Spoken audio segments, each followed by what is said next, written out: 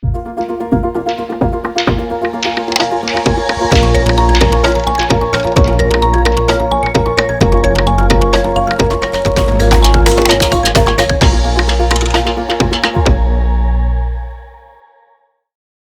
വർഷം SSLC പരീക്ഷ എഴുതുന്ന എല്ലാ വിദ്യാർത്ഥി സുഹൃത്തുക്കൾക്കും മൈ റേഡിയോ 90 FM ഒരുക്കുന്ന ടിപ്സ് ആൻഡ് ട്രിക്സിലേക്ക് ഹാർദവമായ സ്വാഗതം.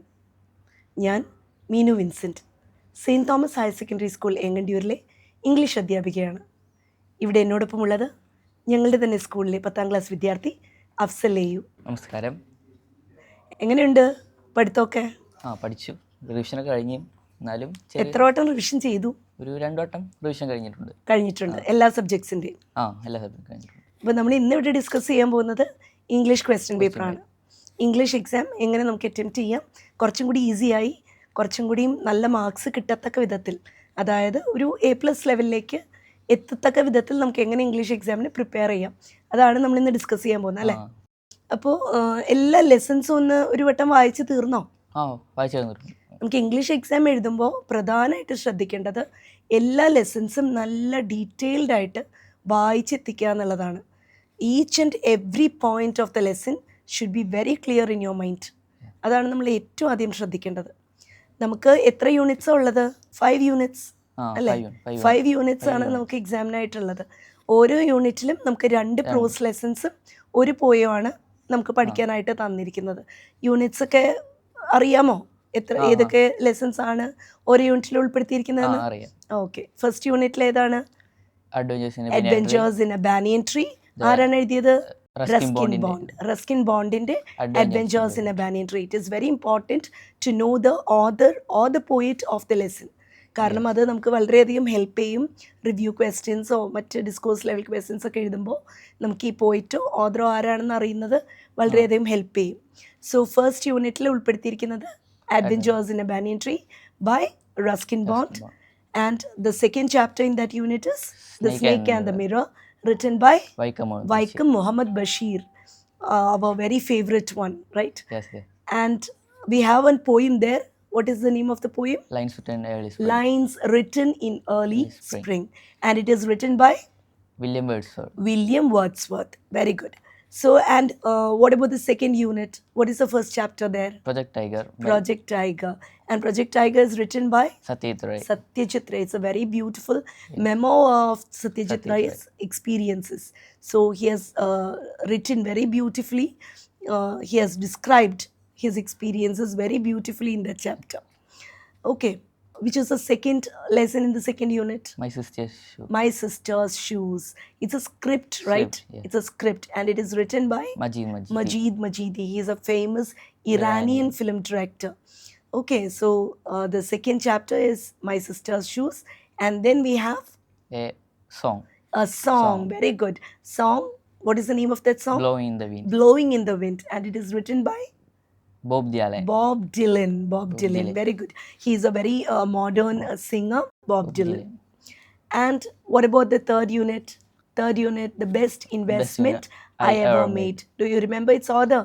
Yes, A.J. Cronin. A.J. Cronin has written The Best Investment I Ever Made. Actually, it's an autobiographical story. Yes, it's an autobiographical story. It's an anecdote from Cronin's life. And then we have, what is the second lesson in the third unit? The danger of a single story. The danger of a single story. And who has written it? Chimamanda Ngozi Adichie. She's a Nigerian writer. Right. Okay. And actually, what is the mood of the lesson, The Danger of a Single Story? Is it a short story? No, it's a speech. It's in the format of a speech. It's a very famous speech said by Chimamanda Ngozi Adichie. Okay. And we have one poem there. What is the poem? The Ballad of Father Gilligan. And it is written by W.B. Yeats. Okay, Y-E-A-T-S. That's the spelling of Yeats. And in the fourth unit, what are the lessons that we have to study? The first lesson is Martha. Yes. What is the name of the Scholarship Jacket by Martha Salinas. Okay, and what is the second lesson there? It's a one-act play. One-act play. Never Nest. Okay, and which is the poem in that unit? poetry written by Pablo Neruda. So it is very important that you know in detail all the lessons that are included in all these units. We have one more unit, that is the last unit, last and final unit, the fifth one. What is the story there? The main story, the first one, Vanka, written by Anton Chekhov. Okay, and then we have another story, The Castaway, written by Rabindranath Tagore, our pride, right? Yes. And we have a poem there. What is the name Mother of it? to Son. Mother to Son. And it is written by Langston Hughes. English exam 2.5 hours exam ആണെന്ന് അറിയാലോ. Okay, എങ്ങനെ കൃത്യമായിട്ട് എഴുതി തീർക്കാൻ പറ്റാറുണ്ടോ എക്സാമിന്? എഴുതി തീർക്കാൻ പറ്റാറുണ്ട്. ഓക്കെ, കൂൾ ഓഫ് ടൈം ഒക്കെ എങ്ങനെ യൂസ് ചെയ്യണു? അത് ഒരു കോംപ്രഹെൻഷൻസ് ഒക്കെ വായിച്ച് മനസ്സിലാക്കി നമുക്ക് ക്വസ്റ്റ്യൻസ് ആൻസേഴ്സ് ഒക്കെ കണ്ടെത്തി നമുക്ക് കിട്ടുന്ന ഏറ്റവും നല്ലൊരു പ്രൈം ടൈമാണ് കൂൾ ഓഫ് ടൈം. കാരണം ആ ഒരു 15 മിനിറ്റ്സിൽ നമുക്ക് ചെയ്തു തീർക്കാൻ കുറേ കാര്യങ്ങളുണ്ട്. എത്ര കുട്ടികൾ അതിനെക്കുറിച്ച് അവയർനെസ് ഉണ്ടെന്നറിയില്ല, എന്നാലും നമുക്ക് കോംപ്രിഹെൻഷൻ പാസേജസ് ഒക്കെ വളരെ നന്നായിട്ട് ഡീറ്റെയിൽഡ് ആയിട്ട് വളരെ കോൺസെൻട്രേഷനോടുകൂടി നമുക്ക് ആ കൂൾ ഓഫ് ടൈമിൻ്റെ സമയത്ത് വായിക്കാൻ പറ്റും. അതുപോലെ തന്നെ അൺഫെമിലിയർ പാസേജസും നമുക്ക് ആ സമയത്ത് നന്നായിട്ട് വായിച്ച് അതിൻ്റെ ആൻസേഴ്സൊക്കെ കണ്ടുപിടിക്കാൻ പറ്റുന്ന ഒരു ടൈം കൂടിയാണ്. ഓക്കെ, സംശയമുള്ള ഏരിയ ഏതൊക്കെയാണ്? എനിക്ക് പോയത്തിൻ്റെ അപ്രിസിയേഷൻ എഴുതുമ്പോൾ എന്തൊക്കെ പോയിന്റ് ശ്രദ്ധിക്കണമെന്ന് പറഞ്ഞുതരാം. പോയത്തിൻ്റെ അപ്രിസിയേഷൻ നമുക്ക് എത്ര മാർക്കിൻ്റെ ക്വസ്റ്റ്യനാണ് വരിക? 5 മാർക്ക്. ഒരു 5 മാർക്ക് ക്വസ്റ്റ്യൻ ആണ് പോയത്തിൻ്റെ അപ്രിസിയേഷനിൽ നമ്മൾ ആദ്യം ചെയ്യേണ്ടത്, നമ്മൾ 3 പാരഗ്രാഫ്സ് ആയിട്ടാണ് പോയത്തിൻ്റെ അപ്രിസിയേഷൻ എഴുതുക. അതിൽ ആദ്യത്തേൽ we have to introduce the poet and the poem. പോയറ്റും അതിനാണ് ഞാൻ നേരത്തെ പറഞ്ഞത്, നമ്മൾ ഓരോ പോയത്തിൻ്റെയും പോയിറ്റ് ആരാണെന്നുള്ളത് ക്ലിയർ ആയിട്ട് നമുക്ക് മനസ്സിലായിട്ടുണ്ടാകണം. അപ്പോൾ ഈ പോയറ്റും നമ്മൾ ഇൻട്രൊഡ്യൂസ് ചെയ്യുന്നു. അതുപോലെ തന്നെ നമ്മൾ തീമും, what is the theme of the poem എന്നുള്ളതും ആദ്യത്തെ പാരഗ്രാഫിൽ നമുക്ക് ഇൻട്രൊഡ്യൂസ് ചെയ്യും. സെക്കൻഡ് പാരഗ്രാഫിൽ നമുക്ക് നമ്മുടെ our own interpretations of the poem, നമ്മൾ എന്താണ് ആ പോയത്തെ എങ്ങനെ നമ്മൾ മനസ്സിലാക്കിയിട്ടുണ്ട് എന്നുള്ളതാണ് നമ്മൾ സെക്കൻഡ് പാരഗ്രാഫിൽ ഇൻക്ലൂഡ് ചെയ്യേണ്ടത്.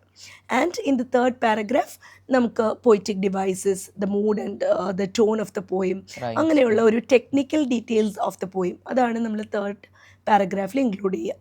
അത് നമുക്ക് ഓൾറെഡി 5 പോയിംസ് ആണ് നമ്മുടെ ടെക്സ്റ്റ് ബുക്കിൽ പ്രൊവൈഡഡ് ആയിട്ടിരിക്കുന്നത്. ആ 5 പോയിംസും ആദ്യം തന്നെ നമുക്ക് ക്ലിയർ കട്ടായിട്ട് ഈ അപ്രിസിയേഷൻസ് മുന്നേ പ്രിപ്പയർ ചെയ്ത് വെക്കാൻ പറ്റും. അപ്പോൾ അത് നമുക്ക് പോയത്തിൽ മാത്രം പറ്റുന്ന ഒരു ഫെസിലിറ്റിയാണ് ആക്ച്വലി. കാരണം ബാക്കിയെല്ലാം നമുക്ക് ചിലപ്പോൾ ഓൺ ദി സ്പോട്ട് ആയിട്ട് ക്രിയേറ്റീവായിട്ട് എഴുതേണ്ടി വരും. പക്ഷേ പോയത്തിലാണ് നമുക്ക് മുൻകൂട്ടി പ്രിപ്പയർ ചെയ്ത് വെക്കാൻ പറ്റുന്ന സിറ്റുവേഷൻ ഉള്ളത്. അപ്പോൾ അത് നമുക്ക് ചെയ്യാം. അതുപോലെ കോംപ്രിഹെൻഷൻ പാസേജസിൽ എന്തെങ്കിലും കൺഫ്യൂഷൻ ഉണ്ടായിരുന്നോ? എക്സാമിന് വന്നത് മൾട്ടിപ്പിൾ ചോയ്സ് ക്വസ്റ്റ്യൻസ് വന്നു, അത് ഇത്തിരി കൺഫ്യൂഷനായി തോന്നി. അതെങ്ങനെ ഈസി ആയിട്ട് ചെയ്യാമെന്ന് പറഞ്ഞിരുന്നു. ഇപ്രാവശ്യത്തെ നമ്മുടെ കോംപ്രിഹെൻഷൻ പാസേജസിൽ, അതായത് ടെക്സ്ച്വൽ പാസേജസിൽ വന്നിട്ടുള്ള ക്വസ്റ്റ്യൻസ് കുറച്ച് ഡിഫറെൻ്റ് ആയിരുന്നു. അത് നിങ്ങൾ നോട്ട് ചെയ്തിട്ടുണ്ടാവും അല്ലേ? നേരത്തെ സാമ്പിൾ പേപ്പേഴ്സിലൊക്കെ കണ്ടതിൽ നിന്നും വ്യത്യസ്തമായിട്ട് തോന്നിയിട്ടുണ്ടാവും. ഇപ്പോൾ നമുക്ക് കൂടുതൽ മൾട്ടിപ്പിൾ ചോയ്സ് ക്വസ്റ്റ്യൻസ് ഇൻക്ലൂഡ് ചെയ്തിട്ടുണ്ടായിരുന്നു നമ്മുടെ ഈ കഴിഞ്ഞ ഹാഫ് ഇയർലി എക്സാമിൻ്റെ പേപ്പറിൽ. ആ മൾട്ടിപ്പിൾ ചോയ്സ് ക്വസ്റ്റ്യൻസ് നമുക്ക് അറ്റംപ്റ്റ് ചെയ്യുമ്പോൾ വേറെ ഒന്നുമില്ല, ലെസൺ ക്ലിയർ ആയിട്ട് നമുക്ക് മനസ്സിലായിട്ടുണ്ടെങ്കിൽ, be it short answer type question or multiple choice question or any other mode of question, നമുക്കത് ശരിക്ക് അറ്റംപ്റ്റ് ചെയ്യാൻ പറ്റും. ഏത് തരത്തിലുള്ള ക്വസ്റ്റ്യൻ വന്നാലും ലെസൺ നമുക്ക് ക്ലിയർ ആയിട്ടുണ്ടെങ്കിൽ, അതായത് ഒരു ചാപ്റ്റർ നമ്മൾ എടുക്കുമ്പോൾ എന്തൊക്കെ കാര്യങ്ങളാണ് അതിൽ പ്രധാനമായിട്ട് ശ്രദ്ധിക്കേണ്ടത്? അതിൽ ഓഥറിൻ്റെ പേര് മനസ്സിലാക്കണം, പിന്നെ തീം മനസ്സിലാക്കി. ഡെഫിനറ്റ്ലി ഇപ്രാവശ്യം നമുക്ക് സെക്കൻഡ് ടേം എക്സാമിൽ വന്നിരിക്കുന്നതിൽ തീം ബേസ്ഡ് ക്വസ്റ്റ്യൻസ് വന്നിട്ടുണ്ടായിരുന്നു കോംപ്രിഹെൻഷൻ പാസേജിൽ. Okay, then what else? Characters മനസ്സിലാക്കണം. ക്ലിയർ കട്ടായിട്ട് ഏതൊക്കെ ക്യാരക്ടേഴ്സ് ആണ്, അവരുടെ സ്വഭാവ സവിശേഷതകൾ എന്താണ്, ഇതൊക്കെ നമുക്ക് ക്ലിയർ ആയിട്ട് അറിയണം. റോൾ ഓഫ് ദ ക്യാരക്ടേഴ്സ്, അതിനൊക്കെ ബേസ് ചെയ്ത് നമുക്ക് കോംപ്രിഹെൻഷൻ പാസേജസിൽ ക്വസ്റ്റ്യൻസ് വരാം. മാത്രമല്ല നമ്മുടെ ലെസൺ റിലേറ്റഡ്, സ്റ്റോറി റിലേറ്റഡ് ക്വസ്റ്റ്യൻസിൽ നിന്നാണ് കോംപ്രിഹെൻഷൻ പാസേജസിലുള്ള ക്വസ്റ്റ്യൻസ് വരിക. Descriptive, that is discourse level questions വരിക. നമ്മുടെ ലാംഗ്വേജ് എലിമെൻസിൻ്റെ സെക്ഷനിലെ ക്വസ്റ്റ്യൻസ് വരിക. ഇതെല്ലാം നമ്മുടെ കോംപ്രിഹെൻഷൻ പാസേജസിൽ നിന്നാണ് വരിക. അതുകൊണ്ട് തന്നെ നമുക്ക് പ്രിസ്ക്രൈബ് ചെയ്തിരിക്കുന്ന 10 ലെസൺസും ക്ലിയർ ആയിട്ട് നമ്മൾ വായിച്ച് മനസ്സിലാക്കിയിട്ടുണ്ടാവണം. ഓക്കെ, പിന്നെ വാട്ട് എൽസ്? പിന്നെ ഡിസ്കോഴ്സസ് ആണ് ഇത്തിരി ഡിസ്കോഴ്സ് ലെവൽ ക്വസ്റ്റ്യൻസ്. ഡിസ്കോഴ്സിൽ ഡിസ്കോഴ്സ് ലെവൽ ക്വസ്റ്റ്യൻസിൽ നമുക്ക് ആദ്യം വരുന്നത് ഒരു 7 മാർക്ക് ക്വസ്റ്റ്യൻ അല്ലേ? ഓക്കെ, 7 മാർക്ക് ക്വസ്റ്റ്യൻസ് എഴുതാൻ എങ്ങനെയാണ്? കുഴപ്പമില്ലാതെ എഴുതാൻ പറ്റാറുണ്ടോ? എഴുതാൻ പറ്റാറുണ്ട്. ഓക്കെ, എങ്ങനത്തെ ടൈപ്പ് ഓഫ് ക്വസ്റ്റ്യൻസാണ് വരിക എന്നറിയോ? 7 മാർക്സിൽ റിവ്യൂ വരാം, റൈറ്റപ്പ് വരാം, സ്പീച്ച് വരാം, narrative. Okay, so narrative, review, speech, അതുപോലെ തന്നെ നമ്മൾ പറഞ്ഞത് writeup. All these 4 types of questions can come under the 7 mark section. അപ്പോൾ ഈ 7 മാർക്ക് സെക്ഷനിൽ ഈ ക്വസ്റ്റ്യൻസ് ഒക്കെ വരുമ്പോൾ നമ്മൾ കുറച്ച് ലെങ്തി ആയിട്ട് എഴുതേണ്ട ഒരു സിറ്റുവേഷൻ അവിടെ വരുന്നുണ്ട്. ഒരു 7 മാർക്ക് ആ ക്വസ്റ്റ്യന് കിട്ടണമെങ്കിൽ ഒരു മേ ബി ഒരു 2.5 പേജസ് എങ്കിലും നമുക്ക് ആ ക്വസ്റ്റ്യൻ അറ്റംപ്റ്റ് ചെയ്യണം. വെറുതെ എഴുതി നിറയ്ക്കലല്ല. അപ്പാർട്ട് ഫ്രം ദാറ്റ് നമുക്ക് കറക്റ്റായിട്ടുള്ള ഒരു സീക്വൻഷ്യൽ ഓർഡറിൽ തന്നെ അത് എഴുതണം. ഒരു നെറേറ്റീവ് ക്വസ്റ്റ്യൻ വന്നു കഴിഞ്ഞാൽ എന്തൊക്കെയാണ് ശ്രദ്ധിക്കേണ്ടത്? ഫസ്റ്റ് പേഴ്സൺ ആരാന്ന് മനസ്സിലാക്കണം. നെറേറ്റീവ് ക്വസ്റ്റ്യൻ വന്നു കഴിഞ്ഞാൽ ഫസ്റ്റ് തിങ്, മിക്ക കുട്ടികൾക്കും പ്രോബ്ലം വരുന്ന ഒരു ഏരിയ ആണ് നെറേറ്റീവ് ക്വസ്റ്റ്യൻ. തെറ്റിക്കാൻ ചാൻസ് ഉള്ളൊരു ക്വസ്റ്റ്യൻ ആണ്. പക്ഷേ അവർക്കത് കൃത്യമായിട്ട് ക്വസ്റ്റ്യൻ മനസ്സിലായിട്ടുണ്ടെങ്കിൽ ഏറ്റവും നന്നായിട്ട് എഴുതാൻ പറ്റുന്ന ക്വസ്റ്റ്യൻ കൂടിയാണ് narrative question. So narrative question നമുക്ക് കിട്ടുമ്പോൾ first thing that we have to take note is ആരാണ് നെറേറ്റ് ചെയ്യുന്നത്? Who is narrating this event? എന്താണ് ഇവൻറ്റ് എന്നുള്ളതും ആരാണ് നെറേറ്റ് ചെയ്യുന്നത് എന്നുള്ളതുമാണ് ഏറ്റവും അധികം നമ്മൾ ശ്രദ്ധിക്കേണ്ടത്. പിന്നെ ആരോടാണ് ഇത് നെറേറ്റ് ചെയ്യുന്നത് എന്നുള്ളത്. Okay, all these things are important while attempting a narrative question. പിന്നെ നമുക്ക് ഒരു ചെറിയ ടിപ്പ് പറഞ്ഞു തരികയാണെങ്കിൽ, നമുക്ക് ആ ക്വസ്റ്റ്യൻ വായിക്കുമ്പോൾ അതിൽ ആ സ്റ്റോറിയിൽ തന്നെ ഏതെങ്കിലും ക്യാരക്ടേഴ്സ് ആണ് ആ നറേഷൻ നടത്തുന്നതെങ്കിൽ you have to use I. For example, The Best Investment I Ever Made, John is narrating about all the things that happened on board the ship. എന്ന് പറയുന്ന ഒരു സിറ്റുവേഷൻ ആണെങ്കിൽ John will be the I. ക്രോണിനെ കുറിച്ച്, ഡോക്ടറെ കുറിച്ച് പറയുമ്പോൾ അത് നമ്മൾ തേർഡ് പേഴ്സൺ ഹീ എന്ന് പറഞ്ഞിട്ട് വേണം അത് നറേറ്റ് ചെയ്ത് പോകാൻ. ഓക്കെ, അത് പ്രധാനമായിട്ട് ശ്രദ്ധിക്കേണ്ട ഒരു കാര്യം. സപ്പോസ് നമ്മളാണ്, if we have read the lesson the best investment I ever made and we are narrating the story of that particular lesson to our friend, അങ്ങനെയാണ് ക്വസ്റ്റ്യൻ പോകുന്നതെങ്കിൽ എന്താണ്, നമ്മളുടെ ആ സ്റ്റോറിയിലെ എല്ലാ ക്യാരക്ടേഴ്സും ഹീ എന്ന് വെച്ചിട്ടാണ് സ്റ്റാർട്ട് ചെയ്യുക. All the characters in that story will be he or she. ആരാണ് according to the situation. Okay, അതാണ് നെറേറ്റീവ് ക്വസ്റ്റ്യൻസിനെ ബേസ് ചെയ്ത്. പിന്നെ റിവ്യൂ ക്വസ്റ്റ്യനിൽ എങ്ങനെയാണ്? ഒരു റിവ്യൂ ക്വസ്റ്റ്യൻ കിട്ടിയ what is in your mind? How do you attempt review question? സാധാരണഗതിയിൽ കിട്ടുമ്പോൾ എങ്ങനെയാണ് ചെയ്യാറ്? ഫസ്റ്റ് നമ്മളൊരു ഇൻട്രൊഡക്ഷൻ കൊടുക്കണം. അത് എഴുതിയിട്ട് പിന്നെ ഒരു theme of the story. Okay, പിന്നെ അവള് പ്ലോട്ട് ഏതാണെന്ന് നോക്കും. ഓക്കെ, പിന്നെ ക്യാരക്ടേഴ്സ് അത് ഡിസ്ക്രൈബ് ചെയ്തിട്ട് ലാസ്റ്റ് ഒരു കൺക്ലൂഷൻ. ഇൻട്രൊഡക്ഷനിൽ എന്തൊക്കെ ആഡ് ചെയ്യാം? നമുക്ക് 3 പാരഗ്രാഫ് ആയിട്ടാണ് വരിക അല്ലേ? Introduction, body and the conclusion. ഇൻട്രൊഡക്ഷനിൽ എന്തൊക്കെ കാര്യങ്ങൾ? റൈറ്ററിന്റെ നെയിം, ക്യാരക്ടേഴ്സ്, പ്ലോട്ട് കൊടുക്കാം. ക്യാരക്ടേഴ്സും പ്ലോട്ടും ഒക്കെ എനിക്ക് തോന്നുന്നത് നമുക്ക് സെക്കൻഡ് പാരഗ്രാഫിലേക്ക് കൊടുത്താൽ മതി. ആദ്യത്തെ പാരഗ്രാഫിൽ പ്രധാനമായിട്ടും എന്താണ് സ്റ്റോറി, ഏത് സ്റ്റോറീനെ കുറിച്ചിട്ടാണ് നമ്മൾ റിവ്യൂ ചെയ്യാൻ പോകുന്നത്, ഏത് സ്റ്റോറിയാണ്, അതിൻ്റെ റൈറ്റർ ആരാണ്, അതുപോലെ തന്നെ അതിൻ്റെ തീം എന്താണ്, the main theme of that particular story. ഇത്രയും കാര്യങ്ങളാണ് നമ്മൾ ഫസ്റ്റ് ഇനീഷ്യൽ പാരഗ്രാഫിൽ നമ്മൾ കൊടുക്കേണ്ടു. അത് കഴിഞ്ഞിട്ട് ബോഡിയിലേക്ക് വരുമ്പോഴാണ് നമുക്കതിൻ്റെ പ്ലോട്ട്, ക്യാരക്ടേഴ്സ് ഒക്കെ ഡിസ്ക്രൈബ് ചെയ്യുന്ന ഒരു സിറ്റുവേഷൻ വരുന്നത്. കൺക്ലൂഷൻ കൊടുക്കുമ്പോഴാണ് ഒരു കൺഫ്യൂഷൻ വരാറ്. അപ്പോൾ അതെങ്ങനെയാണ്? കൺക്ലൂഷനിൽ നമ്മുടെ overall opinion about the story വളരെ ക്ലിയർ ആയിട്ട് പറയണം. നിങ്ങളുടെ ഒരു പേഴ്സണൽ വ്യൂ പോയിൻറ്റ്സ് ആണ് കൺക്ലൂഷനിൽ വരേണ്ടത്. ഒരു ഓവറോൾ ഒപ്പീനിയൻ നിങ്ങൾക്ക് പറയാം. പിന്നെ അതിൻ്റെ മെയിൻ പോയിൻറ്റ്സ്, റിവ്യൂവിൻ്റെ മെയിൻ പോയിൻറ്റ്സ് വെച്ച് ആ റിവ്യൂ കൺക്ലൂഡ് ചെയ്യാം. ഓക്കെ, ദെൻ എനിക്ക് പിന്നെ റൈറ്റപ്പാണ് ഇത്തിരി. റൈറ്റപ്പ് പൊതുവേ ഒരു തീം ബേസ്ഡ് ക്വസ്റ്റ്യൻ ആണ്. നമുക്ക് ഒരു ലെസൻ്റെ തീമിനെ ബേസ് ചെയ്തിട്ടാണ് സാധാരണ റൈറ്റപ്പ് ക്വസ്റ്റ്യൻസ് വരിക. ഇപ്പോൾ for example the danger of a single story, അതിൻ്റെ ഒരു theme single stories are not the only stories എന്നുള്ളൊരു ടാഗ് ലൈനാണ് ആ ഒരു സ്പീച്ചിനുള്ളത്. അപ്പോൾ അതിനെ ബേസ് ചെയ്തിട്ട് ഒരു റൈറ്റപ്പ് ക്വസ്റ്റ്യൻ വരാം. What is your opinion, do you have such personal experiences എന്നൊക്കെ പറഞ്ഞിട്ട് നിങ്ങൾക്കൊരു question you may expect such a question. Okay, അപ്പോൾ അതിലും നമ്മൾ ശ്രദ്ധിക്കേണ്ടത് 3 സെക്ഷനായിട്ടാണ് നമ്മളിത് തിരിക്കേണ്ടത്. Introductory paragraph, body of the writeup and then finally the concluding paragraph. അങ്ങനെയാണ് നമ്മളതും പ്രിപ്പയർ ചെയ്യേണ്ടത്. റൈറ്റപ്പ് ക്വസ്റ്റ്യൻസും റിവ്യൂ ക്വസ്റ്റ്യൻസും അതുപോലെ സ്പീച്ചും നെറേറ്റീവും ഒക്കെ നമുക്ക് ഒരു 7 മാർക്ക് ക്വസ്റ്റ്യനായിട്ട് എക്സ്പെക്റ്റ് ചെയ്യാം. അപ്പോൾ അത് നമുക്ക് നല്ല വായനയുണ്ടെങ്കിൽ, ലെസൺസ് നന്നായിട്ട് വായിച്ചിട്ടുണ്ടെങ്കിൽ നല്ല രീതിയിൽ തന്നെ നമുക്ക് ഈ ക്വസ്റ്റ്യൻസ് ഒക്കെ അറ്റംപ്റ്റ് ചെയ്യാൻ പറ്റും. പിന്നെ നമുക്ക് ചെയ്യാൻ പറ്റുന്ന ഒരു ടിപ്പ് എന്ന് പറയുന്നത്, നമുക്ക് ക്യാച്ചി ലൈൻസും അതുപോലെ തന്നെ വളരെ പ്രോമിനൻ്റ് ആയിട്ടുള്ള ചില സെക്ഷൻസും ഒക്കെ നമുക്കൊന്ന് ബൈ ഹാർട്ട് ചെയ്തിട്ട് പോകാം.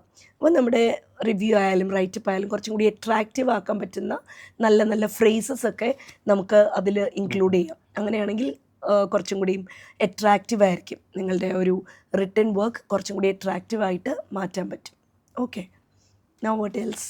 അടുത്തത് 5 മാർക്ക് ക്വസ്റ്റ്യൻസ് ആയിട്ടുള്ള ഡയറി ഇൻ ഫോർമാറ്റ് എന്ന് വിഷയം. ഓക്കെ, എങ്ങനെയാണ് ഒരു ഡയറി ക്വസ്റ്റ്യൻ വന്നാൽ വാട്ട് വിൽ യു ഡു?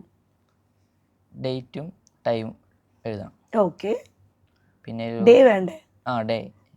ഡേറ്റും ഡേയും ആൻഡ് ടൈം നമുക്ക് ഓപ്ഷണലാണ്. If possible you can keep the time, otherwise it's okay. Then what else? പിന്നെ ഫസ്റ്റ് തന്നെ ഒരു അൺഫോർഗറ്റബിൾ ഡേ അങ്ങനെ വല്ല സെൻറ്റൻസ് വയ്ക്കാം. അതെ, നമുക്ക് ആ ഡയറിയുടെ ക്വസ്റ്റ്യൻ്റെ മൂഡ് എന്താണെന്ന് ആദ്യം നമ്മൾ ഐഡൻറ്റിഫൈ ചെയ്യണം. Okay, whether the person who is writing the diary sad or not, അല്ലെങ്കിൽ ഹാപ്പി ആണോ, സാഡ് ആണോ, എക്സൈറ്റഡ് ആണോ, സർപ്രൈസ്ഡ് ആണോ. So according to the mood അതനുസരിച്ചിട്ടാണ് നമ്മൾ ഡയറി ക്വസ്റ്റ്യൻ അറ്റംപ്റ്റ് ചെയ്യുക. ഡയറീസ് നമ്മൾ ഏത് പേഴ്സണിലാണ് ഡയറി എഴുതുക? First person. Always write diary in the first person. പിന്നെ നമുക്ക് ഉപയോഗിക്കേണ്ട ടെൻസ് ഏതായിരിക്കും ഡയറിയിൽ? Past tense. ഓൾറെഡി കഴിഞ്ഞു പോയൊരു ഇവൻറ്റിനെ കുറിച്ചിട്ടാണ് നമ്മൾ ഡയറിയിൽ എഴുതുന്നത്. സോ പാസ്റ്റ് ടെൻസ് ആണ് നമ്മൾ ഉപയോഗിക്കേണ്ടത്. പിന്നെ നമുക്ക് പേഴ്സണലായിട്ടുള്ള നമ്മുടെ എക്സ്പീരിയൻസസ്, അതുപോലെ തന്നെ നമ്മുടെ ഒരു എക്സൈറ്റ്മെൻറ്റ്, ഇതെല്ലാം നമുക്ക് കൊണ്ടുവരാൻ പറ്റിയ ഒരു റൈറ്റപ്പാണ്, അല്ലെങ്കിൽ പറ്റിയൊരു ഡിസ്കോഴ്സാണ് ഡയറി എൻട്രി എന്ന് പറയുന്നത്. Okay, then letter. 2 types of letter ഇല്ലേ, അതൊന്ന് വിശദീകരിക്കാം. 2 ടൈപ്സ് ഓഫ് ലെറ്റർ ഏതൊക്കെയാണ്? 2 ടൈപ്സ് ഓഫ് ലെറ്റർ, ഫോർമൽ ലെറ്ററും ഇൻഫോർമൽ ലെറ്റർ. ഏതൊക്കെ രീതിയിലാണ് ഫോർമൽ ലെറ്റേഴ്സിൻ്റെ ക്വസ്റ്റ്യൻസ് സാധാരണ പേപ്പറിൽ കാണാറ്? ഒരു ജോബ് ആപ്ലിക്കേഷൻ അങ്ങനെ കൊടുക്കുമ്പോൾ. Okay, job application letters. നമുക്കൊരു complaint letters of complaint, job application, അങ്ങനെയുള്ള ലെറ്റേഴ്സൊക്കെ നമുക്ക് ഫോർമൽ ലെറ്റേഴ്സിൻ്റെ സെക്ഷനിൽ വരും. ഒരു ഫോർമൽ ലെറ്റർ എഴുതുന്നത് എങ്ങനെയാണ്? You may know that right? എങ്ങനെയാണ് ഒരു ഫോർമൽ ലെറ്റർ എഴുതുക? ഫ്രം അഡ്രസ് ആദ്യം കൊടുക്കണം. ഫ്രം അഡ്രസ് എന്ന് പറയുന്നത് ആരാണ് ലെറ്റർ എഴുതുന്നത്, that is a writer's address അല്ലേ? ആരാണ് ഈ ലെറ്റർ എഴുതുന്നത്, അദ്ദേഹത്തിൻ്റെ അഡ്രസ്സാണ് ഫ്രം അഡ്രസ്സിൽ വരിക. പിന്നെ ടു അഡ്രസ്സ് കൊടുക്കണം. ആർക്കാണ് എഴുതുന്നത്?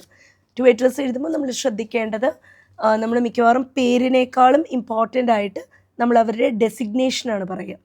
ഫോർ എക്സാമ്പിൾ, നമ്മൾ ഒരു ആനിമൽ വെൽഫെയർ ബോർഡിലെ ചെയർമാനാണ് ഈ ലെറ്റർ എഴുതുന്നതെന്ന് വിചാരിച്ചാൽ, ഓക്കെ, നമ്മുടെ lesson related to the lesson Project Tiger. So suppose Satyajit Ray and his crew decides to write a letter to the chairman of the Animal Welfare Board asking him permission to make 2 tigers act in his film. അങ്ങനെ ഒരു question ആണ് നമ്മൾ വരുന്നതെങ്കിൽ നമ്മൾ എന്ത് എഴുതണം? ആദ്യം from അഡ്രസ്സിൻ്റെ സ്ഥലത്ത് the writer Satyajit Ray and his address. അത് കഴിഞ്ഞ് ടു അഡ്രസ്സിൽ വരുമ്പോൾ the chairman. Always keep the chairman, animal welfare board and the final address. കൊൽക്കത്തയാണെങ്കിൽ കൊൽക്കത്ത, എവിടെയാണെന്ന് വിചാരിച്ചാൽ ആ ഒരു അഡ്രസ്സാണ് നമ്മൾ കീപ്പ് ചെയ്യേണ്ടത്. And then what should you write? Salutation. Subject should come after the salutation. First you have to write respected sir or madam, and then you have to write the subject. എന്താ അങ്ങനെ ചെയ്യാൻ കാരണം? Do you know about it? No. നമ്മൾ ആദ്യം നമ്മൾ അവരെ address ചെയ്യാണ്. And after addressing the matter will be given below that. നമ്മൾ അഡ്രസ്സ് ചെയ്ത് കഴിഞ്ഞിട്ട് നമുക്ക് അവർക്ക് എന്തിനെ കുറിച്ചിട്ടാണ് ഈ ലെറ്റർ എന്ന് മനസ്സിലാക്കുന്നതിന് വേണ്ടിയിട്ടാണ് നമ്മൾ സബ്ജക്റ്റ് പ്രൊവൈഡ് ചെയ്യുക. And it should be given after the formal salutation. Okay, and we write the subject and then we go on with the body of the letter. അപ്പോൾ ഫോമൽ ലെറ്റർ ആകുമ്പോൾ തന്നെ നമ്മൾ വളരെ ഫോമലായിട്ടുള്ള രീതിയിൽ വേണം ആ ലെറ്റർ നമ്മൾ കൺസ്ട്രക്ട് ചെയ്യാൻ. All right, and then finally signature. Before the signature, we call it a complimentary clause, like yours faithfully, truly yours എന്നൊക്കെ പറഞ്ഞ് finally we keep a clause like that and then we put a signature and end the formal letter. Okay, and what about the informal letter?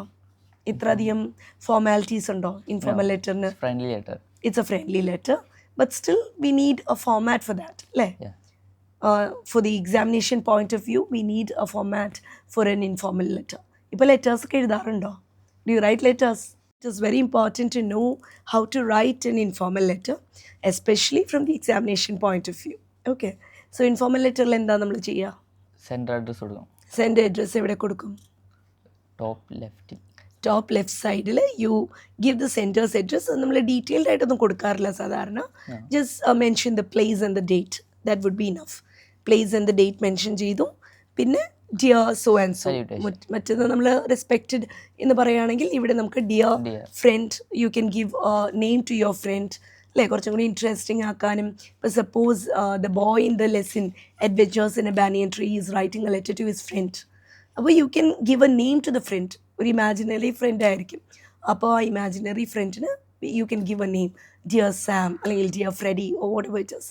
അങ്ങനെ ഒരു പേര് കൊടുത്തിട്ട് you can just go on writing the letter. പക്ഷെ അതിലും നമുക്ക് 3 paragraphs ആയിട്ട് ഇത് തിരിക്കണം. One is the introductory paragraph. നമുക്ക് വളരെ കാഷ്വൽ ആയിട്ടുള്ള കാര്യങ്ങൾ, അവരുടെ പഠിപ്പ് എങ്ങനെ പോകുന്നു, how you studies going on, hope this letter finds you in good health എന്നൊക്കെ പറഞ്ഞിട്ടുള്ള ആ ഒരു കമൻസ് ഒക്കെ നമുക്ക് കൊടുക്കാം in the introductory paragraph.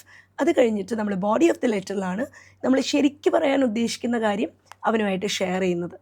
And finally concluding പാരഗ്രാഫിൽ എന്ത് ചെയ്യുന്നു, നമ്മൾ കൺവേ ആർ റിഗാർഡ്സ് എന്ന് പറഞ്ഞ് ആ ഒരു സെക്ഷൻ അവസാനിപ്പിക്കുന്നു. And then again you have the complimentary close, faithfully yours, truly, faithfully വേണ്ട, with love, that would be better for an informal letter.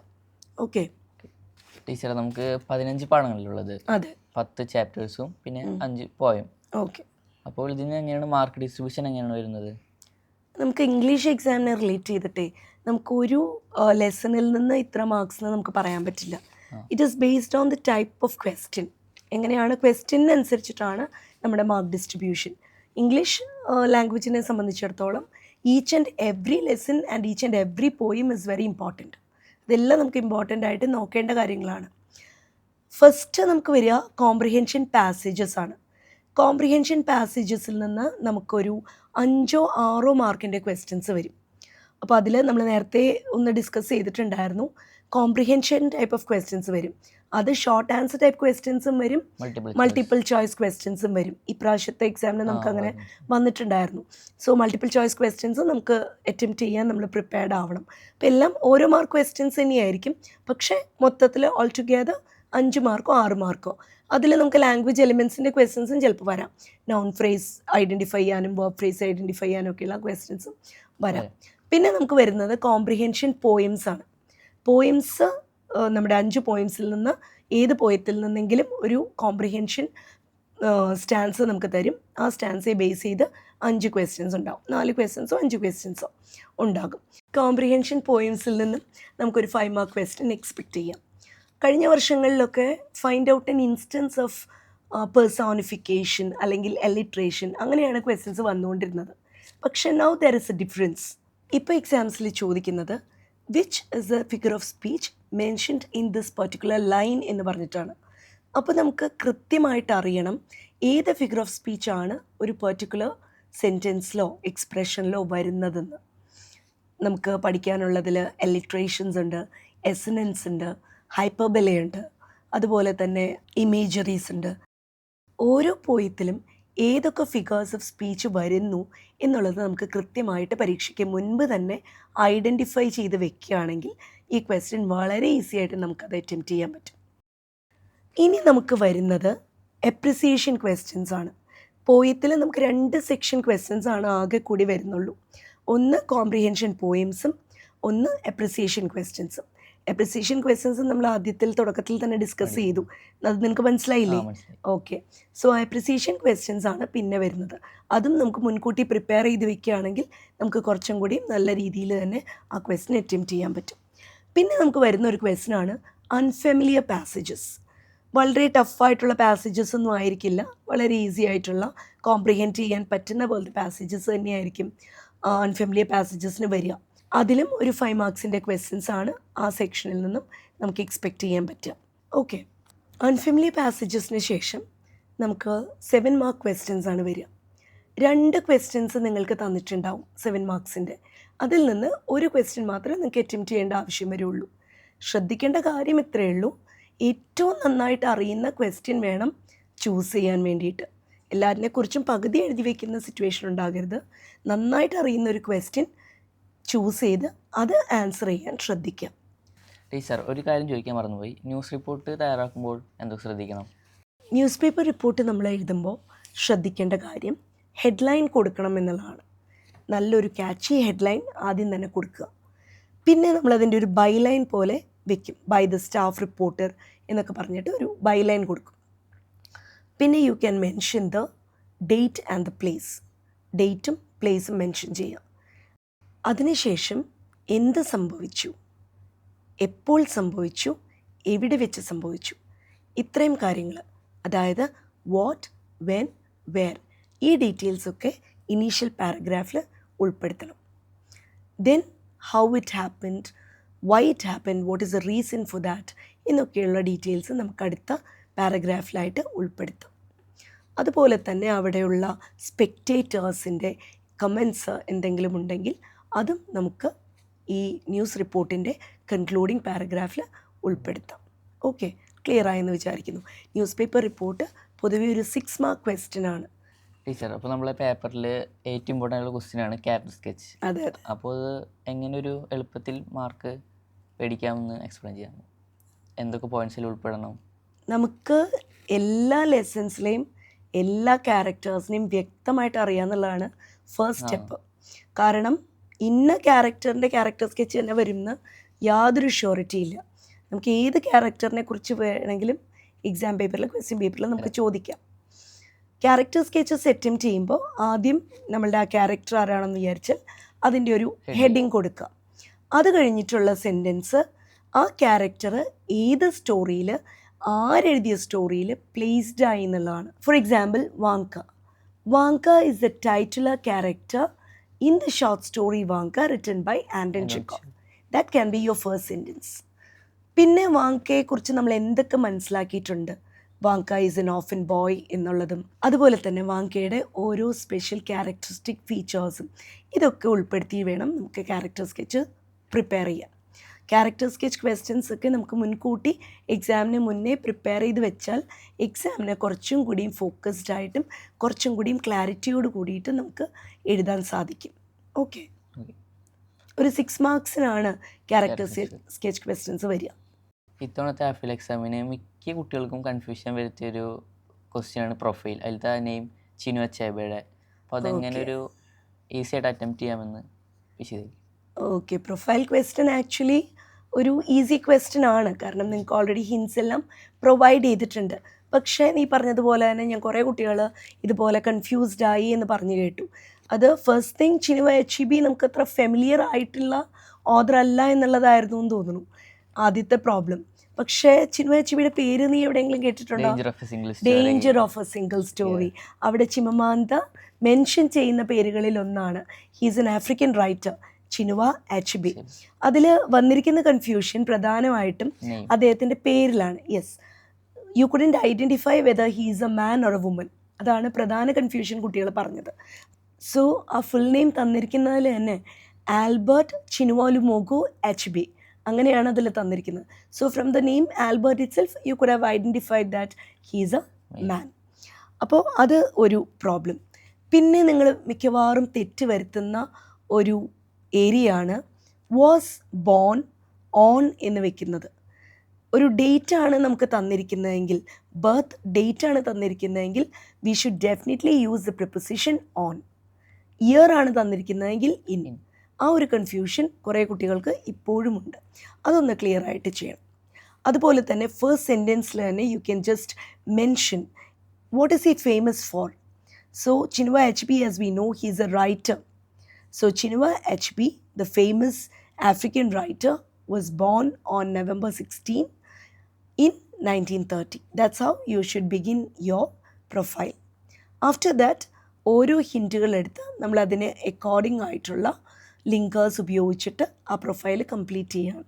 Okay, I hope it's clear. Conversation questions ഒക്കെ എങ്ങനെയാണ്? ഈസിയാണോ? ഈസിയാണ്. എങ്ങനെയാണ് നീ സാധാരണ കോൺവെർസേഷൻ ക്വസ്റ്റ്യൻസ് അറ്റംപ്റ്റ് ചെയ്യാറ്? Question നല്ലപോലെ റീഡ് ചെയ്യണം. റീഡ് ചെയ്യും. പിന്നെ ക്യാരക്ടേഴ്സ്, ഏതൊക്കെ ക്യാരക്ടേഴ്സ് ആണ് കൺവേഴ്സ് ചെയ്യുന്നതെന്ന് അല്ലേ, അത് മനസ്സിലാക്കും. എന്നിട്ട് ആ സിറ്റുവേഷൻ മനസ്സിലാക്കും. പിന്നെ എങ്ങനത്തെ വേർഡ്സ് ആണ്? ഭയങ്കര ലെങ്തി സെന്റൻസസ് ഒക്കെ യൂസ് ചെയ്യാറുണ്ടോ? വളരെ ഷോർട്ട് ആയിട്ടുള്ള സെന്റൻസസ് മതി അല്ലേ ഒരു കോൺവെർസേഷൻ? നമുക്ക് എക്സ്ചേഞ്ചസ് അറിയാലോ. എത്ര എക്സ്ചേഞ്ചസ്? ഒരു എക്സ്ചേഞ്ച് എന്ന് പറഞ്ഞാൽ എന്താണ്? ഫസ്റ്റ് അങ്ങോട്ട് ചോദിക്കും, തിരിച്ചൊരു മറുപടി. അതിനെയാണ് നമ്മൾ ഒരു എക്സ്ചേഞ്ച് എന്ന് പറയുന്നത്. അപ്പോൾ അത് 6 എക്സ്ചേഞ്ചസ് ഉണ്ടെങ്കിൽ ഒരു 6 മാർക്ക് ക്വസ്റ്റ്യൻ ആണത്. കോൺവെർസേഷൻ നമുക്ക് അത്ര ടഫായിട്ടുള്ള ക്വസ്റ്റ്യൻ ഒന്നും അല്ല. കുറേ കുട്ടികൾ നല്ല ക്രിയേറ്റീവ് ആയിട്ടുള്ള രീതിയിൽ കോൺവെർസേഷൻ ക്വസ്റ്റ്യൻസ് അറ്റംപ്റ്റ് ചെയ്യുന്ന കാണാറുണ്ട്. നല്ല രസകരമായിട്ടുള്ള കോൺവെർസേഷൻസ് ഉണ്ടാക്കാറുണ്ട്. അതിൽ നമ്മൾ ശ്രദ്ധിക്കേണ്ട കാര്യം കൂടുതൽ ഇൻഫോർമൽ എക്സ്പ്രഷൻസ് ആണ് അതിൽ ഉൾപ്പെടുത്തേണ്ടത്. അതുപോലെ തന്നെ നമുക്ക് ക്വസ്റ്റ്യൻ ടാഗ്സോ ക്വസ്റ്റ്യൻ ഫോമാറ്റോ ഒക്കെ കൂടുതലായിട്ട് ഇൻക്ലൂഡ് ചെയ്യാം കോൺവെർസേഷൻ. ഇഫ് ക്ലോസ് ഒക്കെ വെക്കാം, ഡെഫിനറ്റ്ലി ഇഫ് ക്ലോസ് ഒക്കെ വെക്കാം. ഓക്കെ, അതാണ് കോൺവെർസേഷനെ കുറിച്ച് പറയാനുള്ളത്. പിന്നെ നമുക്ക് വരുന്ന ഒരു സെക്ഷനാണ് ഡേറ്റ ഇൻ്റർപ്രിട്ടേഷൻ ക്വസ്റ്റ്യൻസ്. ഡേറ്റ ഇൻ്റർപ്രിട്ടേഷനും വളരെ ഈസി ആയിട്ടുള്ള ക്വസ്റ്റ്യൻസ് ആണ്. നന്നായിട്ട് കോംപ്രിഹെൻഡ് ചെയ്യാൻ പറ്റുന്ന ഒരു കുട്ടിക്ക്, ലാംഗ്വേജ് കോംപ്രിഹെൻഡ് ചെയ്യാൻ പറ്റുന്ന ഒരു കുട്ടിക്ക് ഡേറ്റ ഇൻ്റർപ്രിട്ടേഷൻ ക്വസ്റ്റ്യൻസിനൊക്കെ ഫുൾ മാർക്സ് കിട്ടും. അതൊക്കെ ഒരു 5 മാർക്ക് ക്വസ്റ്റ്യൻ ആണ്. അത് നല്ല രസമായിട്ട് തന്നെ അവർക്ക് അറ്റംപ്റ്റ് ചെയ്യാൻ പറ്റും. ഓൾറെഡി ഗിവൻ ഡേറ്റയിൽ നിന്ന് നമുക്ക് ചോദ്യങ്ങൾ തന്നിട്ടുണ്ടാവും. അതിനെ ബേസ് ചെയ്തിട്ടാണ് നമ്മൾ ചെയ്യേണ്ടത്. അതും ഇപ്രാവശ്യം പറഞ്ഞതുപോലെ മൾട്ടിപ്പിൾ ചോയ്സ് ആയിട്ടുള്ള ക്വസ്റ്റ്യൻസ് ആണ് വന്നിട്ടുണ്ടായിരുന്നത്. അപ്പോൾ അതൊന്ന് ശ്രദ്ധിക്കുക. പിന്നെ റിപ്പോർട്ടഡ് സ്പീച്ച്, കറക്റ്റായിട്ടുള്ള റൂൾസ് പഠിച്ചു വെച്ചാൽ മാത്രമേ ലാംഗ്വേജ് എലിമെൻറ്റ്സ് നന്നായിട്ട് അറ്റംപ്റ്റ് ചെയ്യാൻ പറ്റുള്ളൂ. അപ്പോൾ റിപ്പോർട്ടഡ് സ്പീച്ചിനായാലും അതുപോലെ തന്നെ കറക്റ്റായിട്ടുള്ള അതിൻ്റെ റൂൾസ് മനസ്സിലാക്കേണ്ടത് വളരെ അത്യാവശ്യമാണ്. ഓക്കെ, 2 മാർക്സിൻ്റെ ആണ് റിപ്പോർട്ടഡ് സ്പീച്ചിൻ്റെ ക്വസ്റ്റ്യൻ. എന്നാലും അത് നന്നായിട്ട് പഠിച്ച് മിസ്സാക്കിയ, കാരണം ഓരോ മാർക്കും A+ കിട്ടുന്നവരെ സംബന്ധിച്ചിടത്തോളം വളരെ ഇമ്പോർട്ടൻ്റ് ആണ് ഏത് ഗ്രേഡിലേക്കായാലും. അപ്പോൾ അതുകൊണ്ട് നന്നായിട്ട് റിപ്പോർട്ടഡ് സ്പീച്ചിൻ്റെ റൂൾസൊക്കെ ഒന്ന് പഠിച്ചു വെക്കുക. അതുപോലെ നമുക്ക് എറേഴ്സ് ഇൻ ദ പാസേജ്, അതും ടെക്സ്റ്റ് ബേസ്ഡ് ആയിട്ടാണ് വരിക. Editing section, pick out the errors in the passage and correct dum എന്ന് പറയുന്ന ആ ക്വസ്റ്റ്യൻ, അതും ടെക്സ്റ്റ് ബേസ്ഡ് ആയിട്ടാണ് വരിക. അതും നമുക്ക് വരാൻ സാധ്യതയുള്ളത് റിലേറ്റീവ് പ്രോനൗൺസ് അങ്ങോട്ടും ഇങ്ങോട്ടും ട്വിസ്റ്റ് ചെയ്ത് തെറ്റിയൊക്കെ തരും. അതുപോലെ തന്നെ നമുക്ക് സ്പെല്ലിംഗ് എറേഴ്സ് ഉണ്ടാവും, ഗ്രമാറ്റിക്കൽ എറേഴ്സ് ഉണ്ടാവും. ഓക്കെ, അപ്പോൾ അങ്ങനെയുള്ള ടെൻസ് ബേസ്ഡ് ആയിട്ടുള്ള എറേഴ്സ് ഉണ്ടാവും. അപ്പോൾ അങ്ങനെയുള്ള ക്വസ്റ്റ്യൻസൊക്കെ നമ്മളൊന്ന് ശ്രദ്ധിച്ച് അറ്റംപ്റ്റ് ചെയ്യുക, നന്നായിട്ട് വായിക്കുക, എന്നിട്ട് അറ്റംപ്റ്റ് ചെയ്യുക. പിന്നെ കുറേ കുട്ടികളെ വലച്ചൊരു ക്വസ്റ്റ്യൻ ആണ് ഫ്രേസൽ വേർബ്സ്. ഫ്രേസൽ വേർബ്സ് നമ്മൾ ആൻസർ ചെയ്യുമ്പോൾ we have to understand the context of that particular passage. ആ പാസേജിൽ കോണ്ടെക്സ്ച്വലി എങ്ങനെയാണ് ഈ ഫ്രേസൽ വേർബ്സ് ആപ്ലിക്കബിൾ ആവുക, അതാണ് നമ്മൾ നോക്കേണ്ടത്. ഓക്കെ, അപ്പോൾ ഫ്രേസൽ വേർബ്സ് നമുക്ക് ബുദ്ധിമുട്ടുള്ള ക്വസ്റ്റ്യൻ അല്ല, പക്ഷേ വളരെയധികം ശ്രദ്ധയും ക്ഷമയും ആവശ്യമുള്ളൊരു ക്വസ്റ്റ്യനാണ്. കറക്റ്റായിട്ട് അറ്റംപ്റ്റ് ചെയ്താൽ you will score 5 out of 5 for that particular question. Okay, പിന്നെ നമുക്ക് വരുന്ന ക്വസ്റ്റ്യൻ പ്രിപ്പോസിഷൻസ് ആണ് അല്ലേ? അത് എങ്ങനെയാണ് പ്രിപ്പോസിഷൻസ്? എളുപ്പമായിരിക്കും. ഇത് എന്തുകൊണ്ടാണ് ഈസി ആവുന്നതെന്ന് അറിയോ അഫ്സലിന്? പണ്ടേ തൊട്ട് പഠിക്കുക എന്നുള്ളതിനേക്കാളും ഉപരി ടെക്സ്റ്റ് തറവായിട്ട് റീഡ് ചെയ്യുന്ന ഒരു കുട്ടിയെ സംബന്ധിച്ചിടത്തോളം ഈ ക്വസ്റ്റ്യൻ വളരെ ഈസി ആയിട്ട് അറ്റംപ്റ്റ് ചെയ്യാൻ പറ്റും. ഓക്കെ, അപ്പം അതൊന്നും അത്ര വലിയ ബുദ്ധിമുട്ട് വരില്ല. പിന്നെ നമുക്ക് വരുന്നത് ഡയലോഗ് കംപ്ലീഷൻ ആണ്. എന്താണ് ഈ ഡയലോഗ് കംപ്ലീഷൻ? കോൺവെർസേഷൻ തന്നിട്ടുണ്ടാവും, ആ ഗിവൻ കോൺവെർസേഷനിൽ കുറേ ബ്ലാങ്ക്സ് ഉണ്ടാവും. അപ്പോൾ അതിൽ ഏതൊക്കെ ടൈപ്പ് ഓഫ് ക്വസ്റ്റ്യൻസ് ആണ് വരിക? ക്വസ്റ്റ്യൻ ടാഗ് വരാം, definitely WH question, question framing, WH questions തന്നെ വരണം എന്ന് നിർബന്ധമില്ല. യെസ് ഓർ നോ ക്വസ്റ്റ്യൻ, നമ്മൾ ആ ഉത്തരം നോക്കണം. മുകളിൽ ബ്ലാങ്ക് ആണെങ്കിൽ താഴെ ഉത്തരം തന്നിട്ടുണ്ടെങ്കിൽ ക്വസ്റ്റ്യൻ മാർക്ക് സൈഡിലുണ്ടെങ്കിൽ നമ്മൾ മനസ്സിലാക്കണം ഒരു ക്വസ്റ്റ്യൻ ഫ്രെയിം ചെയ്യാനാണ് ആ ബ്ലാങ്ക് കൊടുത്തിരിക്കുന്നതെന്ന്. അപ്പോൾ നമ്മൾ എന്ത് ചെയ്യണം? താഴെയുള്ള ഉത്തരം നോക്കണം. ഉത്തരം നോക്കിയിട്ട് യെസ് ഓർ നോ ക്വസ്റ്റ്യൻ ആണെങ്കിൽ അതിനനുസരിച്ച് ക്വസ്റ്റ്യൻ ഫ്രെയിം ചെയ്യാം. WH ക്വസ്റ്റ്യൻ ആണ് അവിടെ അനുയോജ്യമെങ്കിൽ അതിനനുസരിച്ചുള്ള ക്വസ്റ്റ്യൻ ഫ്രെയിം ചെയ്യാം. ഇപ്പോൾ ക്വസ്റ്റ്യൻ ടാഗ്സ് വരാം, ഫ്രെയിമിംഗ് ക്വസ്റ്റ്യൻസ് വരാം, പിന്നെ ഇഫ് ക്ലോസ് വരാം ഡെഫിനറ്റ്ലി. പിന്നെ യു ഹാഡ് ബെറ്റർ എന്ന് പറയുന്ന കൺസ്ട്രക്ഷൻ വരാം. ഹാഡ് ബെറ്റർ കൺസ്ട്രക്ഷൻ വരുമ്പോൾ ശ്രദ്ധിക്കേണ്ട കാര്യം എന്താ? ഏത് ഫോം ഓഫ് ദ വേർബാ നമ്മൾ ഹാഡ് ബെറ്റർ കഴിഞ്ഞിട്ട് യൂസ് ചെയ്യാം? V1 form. അത് നമുക്ക് ഗ്രാമറിൻ്റെ സെക്ഷനിൽ കുറച്ചൊക്കെ നമ്മൾ മീനിങ് നോക്കണം. പക്ഷെ മീനിങ്ങിനേക്കാളും ഇമ്പോർട്ടൻ്റ് ആണ് ഗ്രമാറ്റിക്കലി കറക്റ്റ് ആവുക എന്നുള്ളത്. ഗ്രമാറ്റിക്കലി കറക്റ്റ് ആയിട്ടുള്ള ഒരു കോൺവെർസേഷനാണ് നമ്മളത് കംപ്ലീറ്റ് ചെയ്യേണ്ടത്. ഓക്കെ, സോ V1 ഫോമാണ് ഹാഡ് ബെറ്റർ കഴിഞ്ഞിട്ട് വരിക. പിന്നെ നമുക്കൊരു കൺസ്ട്രക്ഷൻ വരാറുണ്ടല്ലോ, വുഡ് റാദർ വരാം. Okay, I would rather go for a movie, അല്ലെങ്കിൽ I would rather have exercise, take exercise എന്നൊക്കെ പറഞ്ഞിട്ട് നമുക്കത് കംപ്ലീറ്റ് ചെയ്യാമെന്ന്. അതിന് വുഡ് റാദറിനും നമുക്ക് എന്താ വരിക? V1 ഫോമാണ് അതിനുശേഷം വെക്കേണ്ടത്. പിന്നെ മോർ കൺസ്ട്രക്ഷൻസ് അല്ലേ? The more you learn the more you get. Okay, like that.